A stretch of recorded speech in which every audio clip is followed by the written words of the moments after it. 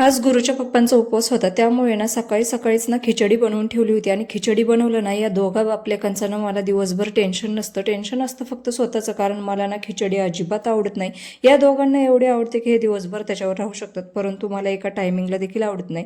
म्हणून मी ना आदल्या दिवशीच प्लॅन केला होता आणि त्यानुसार ना गुरुच्या पप्पांना ना आदल्या दिवशी पाव आणायला सांगितले होते. कारण ना मला बनवायची होती बटाट्याची भजी, म्हणजेच मला भजीपाव खायची इच्छा झाली होती, जे ना आमच्या शाळेबाहेर ना अगोदर मिळायचे. अवघ्या फक्त ना 3 रुपयांमध्ये भजीपाव यायचा.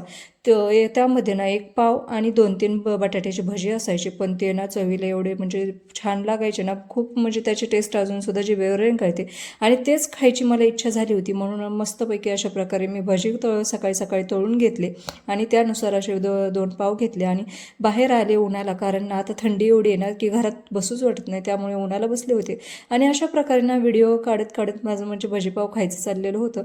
आणि अशा प्रकारे त्यात भजी वगैरे भरून घेतली. पाव समोर धरला की आमचे छोटे साहेब ना व्हिडिओमध्येच आले आणि अचानक ना म्हणजे तो व्हिडिओ काढता काढता त्याने तोंडात घेतलं, तर एवढं हसायला येत होतं. आणि त्यानंतर मग त्याला खाऊन दिलं आणि त्यानंतर मी देखील टेस्ट बघितली. कारण ना खूप दिवसांनी खाते, त्यामुळे ह्याची टेस्ट एक नंबर.